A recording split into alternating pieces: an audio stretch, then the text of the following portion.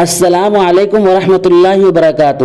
دوستو، میں نفیس اکبر قاسمی اسلامی تنخواہ کا معیار گرا کر اسلام کی جڑوں کو کمزور کرنے کا ذمہ دار کون؟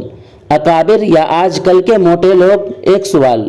مدارس و مساجد میں مدرسین اور ائمہ کی قلت تنخواہ کا موجودہ فرسودہ نظام ہرگز ہمارے اکابر کا نہیں، بلکہ موجودہ محتممین اور متولیین کا تھوپا ہوا نظام ہے۔ اور ہمارے مولوی بھی کم تنخواہوں پر گزارا کر کے سمجھتے ہیں کہ ہم بڑا نیک کام کر رہے ہیں، لیکن دوسری طرف کم تنخواہوں کی وجہ سے وہ اپنے بال بچوں، ماں باپ اور رشتہ داروں کے حقوق ضائع کرنے کے مرتکب ہو رہے ہیں۔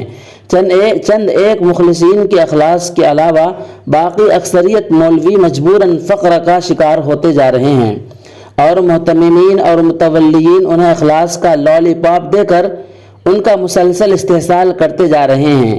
بالعموم لوگ قلت تنخواہ کے لیے اکابر کی تنخواہوں کا حوالہ دیتے ہیں۔ پتہ نہیں کون سے اکابر تھے جو ہم مولویوں کی طرح اضطراری فقر کے شکار تھے۔ ہمارے اکابر تو بڑے خوشحال تھے۔ ہاں، جیسا کہ رسول اللہ صلی اللہ علیہ وسلم کی سنت ہے کہ مال غنیمت اور غلاموں کی کثرت کے باوجود فقر اختیار فرماتے۔ اختیاری فقر محمود ہے، جبکہ اضطراری فقر مذموم ہے۔ کیا آپ نے نہیں پڑھا کاد الفقر ان یکون کفرا؟ سوانح قاسمی کے مطابق حضرت نانوتوی رحمۃ اللہ علیہ 8-10 روپے کی اجرت پر مطبع میرٹھ میں کام کرتے تھے۔ اس وقت اتنی تنخواہ میں اتنے میں ایک بھینس مل جاتی تھی۔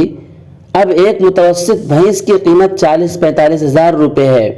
دجالی فتنے کے نمایاں خد و خال مصنف حضرت گیلانی رحمۃ اللہ علیہ کے مطابق شیخ الہند کی تنخواہ 75 روپے تھی۔ 50 میں ان کا گھر چل جاتا تھا۔ 25 روپے ہر ماہ دارالعلوم دیوبند کو واپس کر دیتے تھے۔ یہ انتہائی درجے کا خلوص تھا۔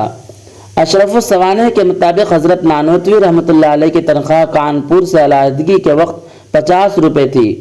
اسی کتاب کے مطابق جب حضرت کی ملکیت 500 روپے کی ہو گئی تھی تو والد ماجد کو لکھ گئے تھے کہ اب مجھ پر حج فرض ہو چکا ہے، یعنی 10 ماہ کی تنخواہ سے حج فرض ہو جایا کرتے تھے۔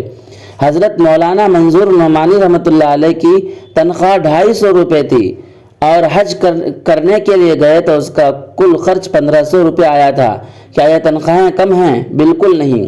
اگر بغور دیکھا جائے تو تنخواہوں کے بڑھنے کی جو رفتار ہے، اصل کمی وہاں ہے کہ مہنگائی 30% بڑھتی ہے تو تنخواہ 8%۔ ایک ریسرچ کے مطابق 1970 سے 2015 کے دوران اسکول ٹیچروں کی تنخواہ 180 سے 320% اضافہ ہوا ہے۔ اب بتائیں، 1970 میں پڑھانے والے کسی عالم کی تنخواہ اور اس میں 300% کا اضافہ کریں، پھر دیکھیں کیا 20,000 سے کم تنخواہ رہتی ہے؟ اس وقت وہ بھی 2015 تک کا ریسرچ، یعنی 20,000 سے زائد تنخواہ 2015 میں ہونی چاہیے۔ اس لیے اکابر کی طرف قلت تنخواہ کا انتساب بالکل درست نہیں۔ محتممین اور متولیین اس ظلم سے توبہ کریں، اور مولویوں کو چاہیے کہ وہ مظلوم نہ بنیں، خوشحالی کی طرف قدم اٹھائیں، اپنی نسلوں کو فقر سے بچائیں۔ جو مدرسہ یا مسجد انہیں پوری تنخواہ نہیں دیتا، اس سے فوراً دوسری ہجرت کر جائیں جہاں آپ کو اچھی تنخواہ ملے۔ خواہ مخواہ اخلاص کی تعویلیں نہ گھڑیں، حتیٰ کہ اگر آپ کو مسجد مدرسہ چھوڑ کر کوئی اور اچھا کام ملے تو اپنی نسلوں کی خوشحالی کے لیے ضرور کیجیے۔ یقین کیجیے اس سے آپ کو کوئی گناہ نہیں ملے گا، لیکن ہاں، دنیا کے چکروں میں جانے سے پہلے ایک عزم ضرور کریں کہ آپ اپنے نماز، روزہ، ایمانداری اور حسن معاملات کو درست رکھیں گے۔ اس مضمون کو لکھنے والے نے اپنا نام ظاہر نہیں کیا ہے، لیکن مضمون اچھا ہے۔ اس سلسلے میں آپ کی کیا رائے ہے؟ ہمیں ایک پیارا سا کمنٹ کر کے ضرور بتلائیں۔ پھر ملتے ہیں انشاءاللہ نئی ویڈیو کے ساتھ۔ السلام علیکم ورحمۃ اللہ وبرکاتہ۔